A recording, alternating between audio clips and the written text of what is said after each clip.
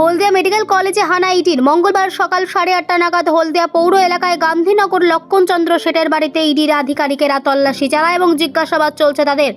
অন্যদিকে হলদিয়া Balughata eye care medical কলেজে ইডির একটি টিম তদন্ত চালাচ্ছে।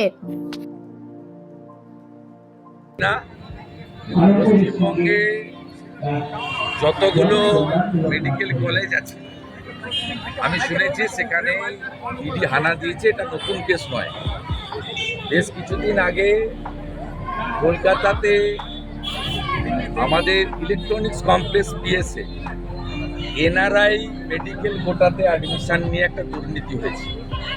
এতে সব মেডিকেল কলেজ যুক্ত পশ্চিমবঙ্গ সরকারের স্বাস্থ্য দপ্তর, ডাইরেক্টর অফ মেডিকেল এডুকেশন, তারা এক্সটার্নাল অ্যাফেয়ার্স মিনিস্ট্রির এনওসি ছাড়া ফ্রড করে 18 সাল থেকে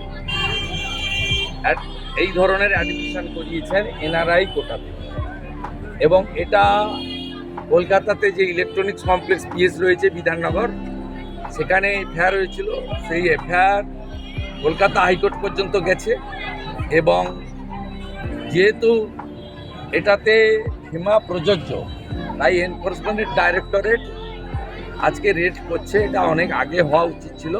এবং শুধু মেডিকেল কলেজ নয়, 18 সাল থেকে অদ্যাবধি director of medical education DME এরা বিপদে পড়বে, এটুকু আমি বলতে পারি।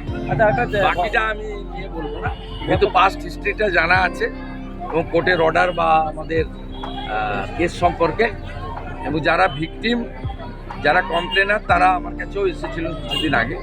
আমি যাই, এটুকু যা বললাম, বাকিটা ইনভেস্টিগেশন।